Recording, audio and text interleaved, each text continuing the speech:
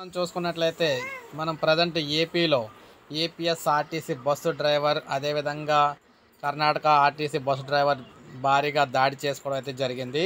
Parking విషయంలో తలెత్తిన వివాదంతో AP RTC డ్రైవర్పై విచక్షణారహితంగా జరిగిన దాడిపై ఏపీ ఆర్టీసీ యాజమాన్యం తీవ్రంగా స్పందించింది.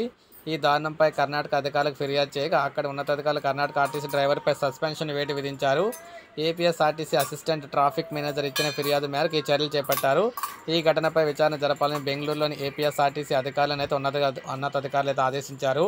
కడప జిల్లా ఆర్టీసీ డ్రైవర్పై కర్ణాటక ఆర్టీసీ డ్రైవర్ తీవ్రంగా దాడి ఘటన తీవ్ర కలకలం రేపింది. ప్రొద్దుటూరు డిపోలో పనిచేసే ఎన్ఆర్ఎస్ రెడ్డి విధి నిర్వహణలో భాగంగా గురువారం బెంగళూరుకు వెళ్ళగా పార్కింగ్ విషయంలో వివాదం తలెత్తింది.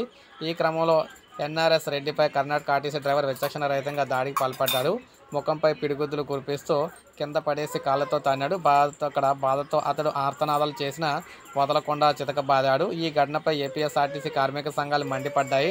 తక్షణమే కర్ణాటక ఆర్టీసీ డ్రైవర్పై కేసు నమోదు చేసేలా ఏపీఎస్ఆర్టీసీ యాజమాన్యం చర్యలు తీసుకోవాలని డిమాండ్ చేశాయి. దీంతో ఈ వ్యవహారంపై ఆర్టీసీ యాజమాన్యం తీవ్రంగా స్పందించింది. బెంగళూరులోని ఏపీఎస్ఆర్టీసీ ట్రాఫిక్ మేనేజర్ ద్వారా కర్ణాటక అధికారులకు ఫిర్యాదు చేయడంతో సదరు ఆర్టీసీ డ్రైవర్ను సస్పెండ్ అయితే చేయడం జరిగిందనమాట.